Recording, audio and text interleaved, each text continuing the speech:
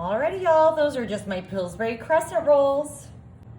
Coming in now super easy with my Philadelphia whipped cream cheese. I am just using about a half of this big scoop here, and I'm gonna just put some dollops all along. Y'all, we are making a super easy 3-ingredient treat, particularly for Valentine's Day. I think you all are going to love this. All right, I love whipped cream cheese because it's so easy to spread. Of course, you can just use a softened block of cream cheese as well. Y'all, we're only gonna have 3 ingredients here, but this is gonna be super tasty, super cute.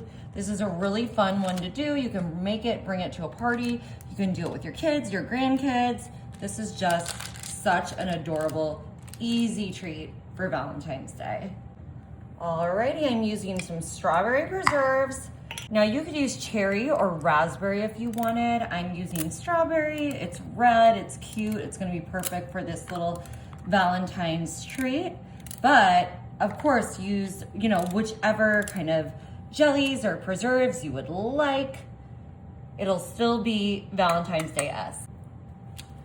Alrighty, I'm just gonna smooth this along, get that into that cream cheese. Marty, what's the difference between jelly and preserves? I'm not sure, to be honest. I'm not sure either. That's why I was asking. I've heard this answer before, but I did not retain it. Yeah, I almost wonder if jelly is more, you know how this has like pieces of fruit in it? I think the preserves have the pieces. Okay, preserves have the pieces and jelly is more just a jelly without pieces of strawberries in it. Does that sound right, y'all? Let us know in the comments, please. Let us know. All right, here we go. I'm gonna start at the top here where my top crescent roll is overlapped, and I'm just gonna go along, and very carefully I'm just gonna wrap these around and tuck it underneath itself. Y'all, this is so cute, so easy. Maybe I'm gonna go from this end actually. I don't know if this is gonna be easier or not. What do you think, Marty? I guess it's really the thing is you gotta pick up the section where you're at. Okay, this is gonna be so cute. Yeah, you know me. Always looking for the best way to do it. This kind of looks like a candy cane right now, y'all, but it is not going to be a candy cane. This is a variation on our cinnamon roll shapes and goodiness. What we're gonna do is just duplicate this on the other side here. Alrighty, so we made her twin over here. We've got the twin rolls.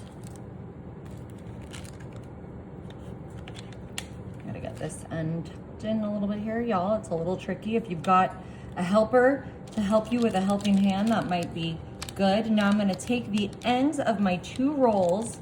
I'm gonna bring these in, shape it kind of like that. And I'm gonna bring in these bottoms.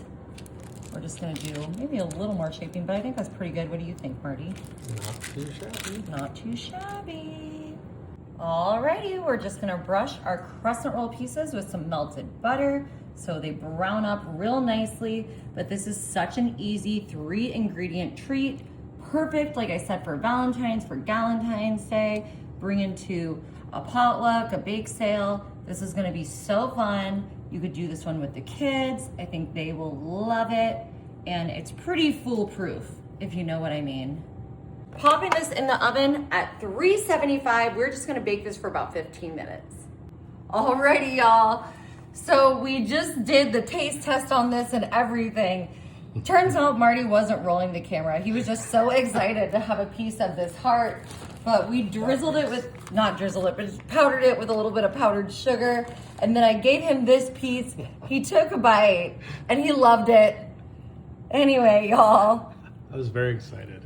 I'm telling you, this is so easy. It's perfect to make for Valentine's Day, y'all. You gotta try it.